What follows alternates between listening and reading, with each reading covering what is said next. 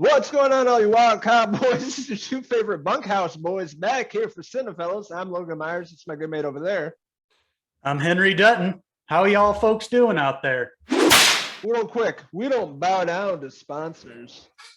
Not at all. Now, as you can see here, me and this guy over here are huge fans of the Taylor Sheridan show, Yellowstone.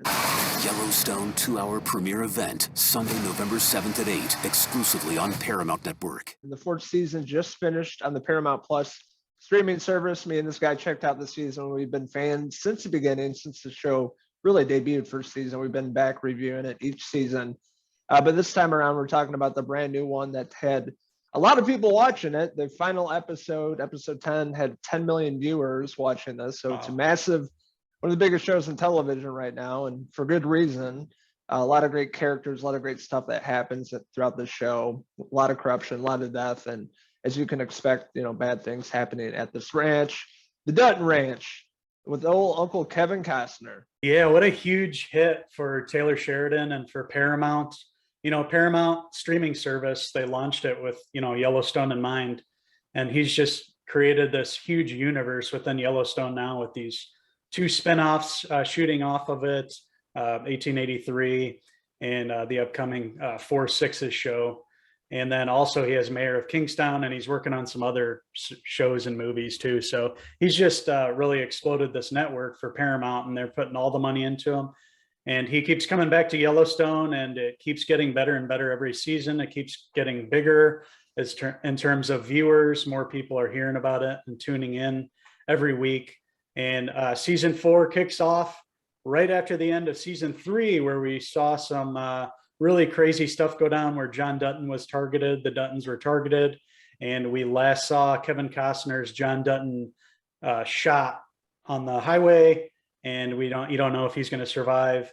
And we also saw Beth. There was an explosion where she was at in this office building, and we didn't know her fate. So season 4 picked up right from there, and we got right into it with a great premiere episode showing what happened, the aftermath of that. Of course, John's not going to die. It's Kevin Costner. They're not going to kill off the main character. He was able to survive, and the Duttons were able to go on, with the help of Rip and all the boys in the bunkhouse. They went after the people responsible, took care of that, and the rest of season 4 went on from there, and we got some great storylines this year. It kicked it off with a bang, and probably the best episode of season 4 is the first episode. I think it was like an hour long, but really intense in your face of the rest of the Dutton family going after the people that attacked John and Beth and everybody. And really the season has to do with them tracking down who's behind all this, who was the one trying to take out the Duttons. They really dive into that, really having to do with Jamie and a new character they introduced played by Will Patton, which is basically his biological father. And finding out Jamie was adopted by the Duttons, they raised him, but Will Patton is his father. And you can see this guy's a snake. He doesn't have good intentions, but that sets up the character and a lot of other stuff that goes down. But really this season is probably the best performances per usual is Miss Kelly Riley playing Beth, and then you have Cole Hauser playing Rip, the ultimate power couple that we're all rooting for. She's a mess to deal with, and Rip is a cowboy, but it really works, and they really bring in some great chemistry together, and I love their relationship. Beth and Rip, what a great TV couple. They work well with each other. They're complete opposites, but Rip really loves her, she really loves him, and they trust each other. He knows that she's crazier than hell. And she knows that, he'll protect her at all costs. And we see Beth this season, she's trying to stop these big developers from coming in, taking over all this ranch land, putting in all these big, condominiums, airports, golf courses. She's working against that this season. So we actually see her, join this company. She's in the boardroom, and she's sort of at the control. But of course, with Beth, she's just trying to sabotage everything. And we see that play out through the season. We see some great storylines, especially for our good mate over there, Jefferson White, his Jimmy. What a great arc for this character. The first 3 seasons, we see him getting the living shit beat out of him for 3 straight seasons. We see him constantly trying to be a cowboy, but he just can never make it. He's always fucking up. He's he finally tries making it as a bull rider. He's doing great at first, and then only to be bucked off and to be almost, left paraplegic after a bad ride. So we've seen this character really go from this kind of kid that's lost into this season where they send him off to this other ranch, the Four Sixes.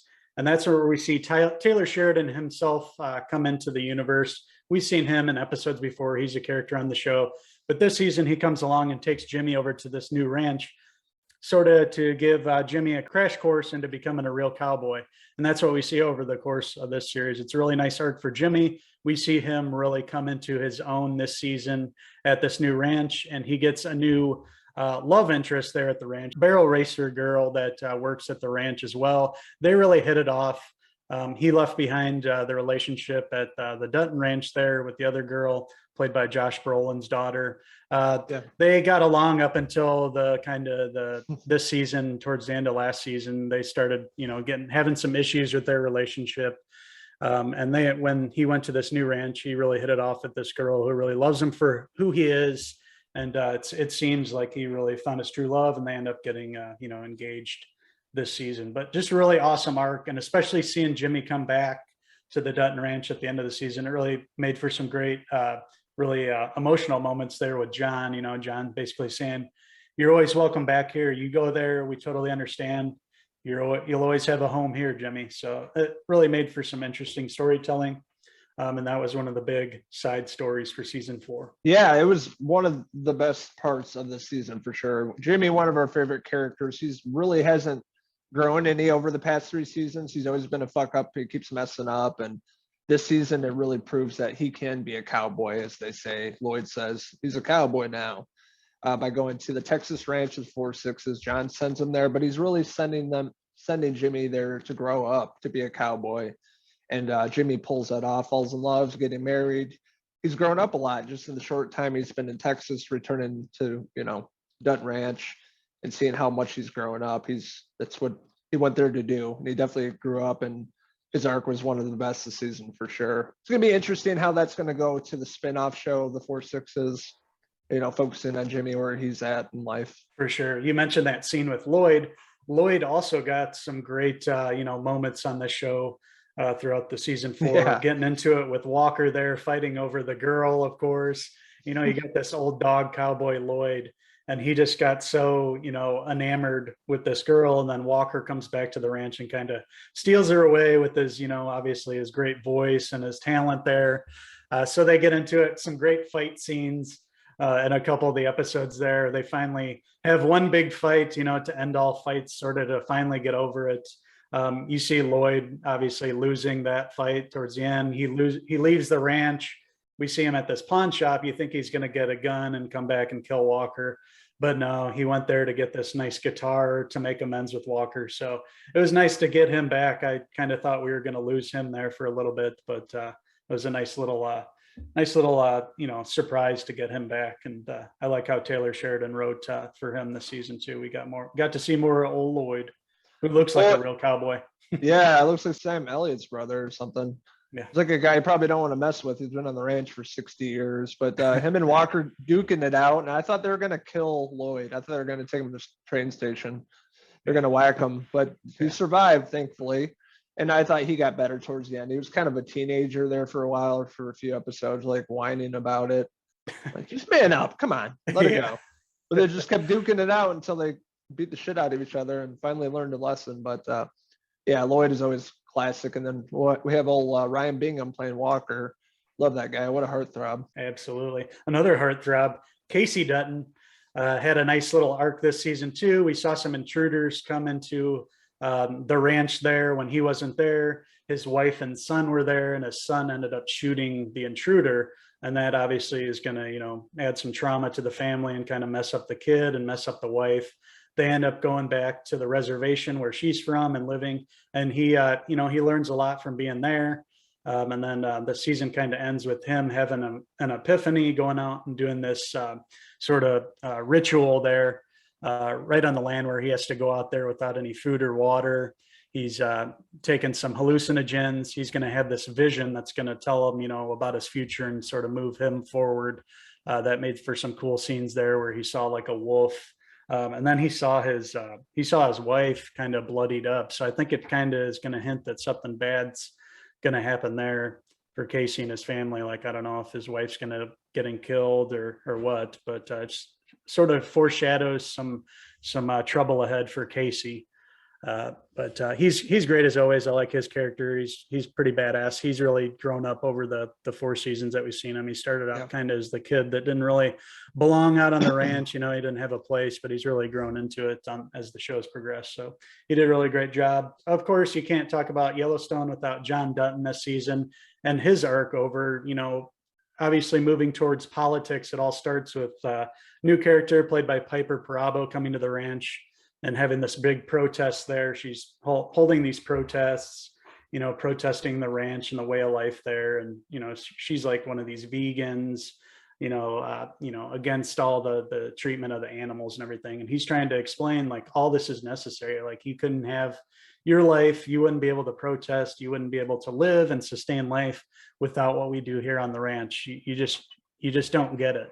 And they actually form a little friendship and a little relationship.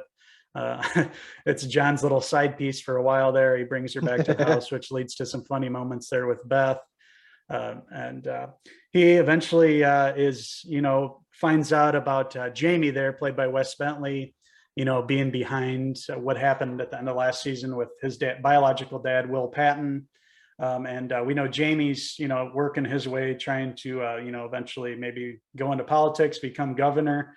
And by the end, we see John actually, you know, he's throwing his hat into the ring. So we might see a political future ahead in the upcoming season or seasons for John Dutton, which would be pretty interesting because we've seen John, you know, kind of the same. He's always battling kind of the same battles there at the ranch. So putting him into this big political arena and having a lot of more power than he even does on the ranch will be interesting moving forward into the next season. Yeah, I really didn't care for a few things that bothered me about the season. I didn't care for Piper Perabo from Coyote Ugly. Yeah, from Coyote Ugly. I didn't care for her character at all. I didn't like what they did with this. Yeah, kind of went nowhere. It just made no sense. But I thought that was kind of the weakest points. But you know, John surviving was a huge thing. We knew he would. You know, it's Kevin Costner, main actor in the show. Everybody's watching. But yeah, he survives getting into politics. Maybe being the governor of the state, you know, there's a lot of possibilities here. He's got a lot of power, always got something that he's looking out to do. So this is going to be interesting leading into the next seasons, what, you know, this has to do with politics. Yellowstone is really the ultimate man's soap opera, like you mentioned before. It's really like a weekly thing. It's one of those shows that's really caught on and become part of the zeitgeist and, you know, something that everybody talks about from week to week. It seems that it just keeps growing. And we really love it. And we had a great time with the season overall. I really loved, as we mentioned, I love Jimmy's arc this season. I love everything about it. Just Beth and Rip and just all the daily life at the ranch, how they film that, and really it makes it authentic. Taylor Sheridan obviously owns these ranches in real life, so he really brings you know, that authentic feeling. You know, you actually feel like you're there with them. And all the guys having fun in the bunkhouse and the girls there with them. That's always fun. Those are always fun scenes, watching them in the bunkhouse drinking after a hard day on the ranch.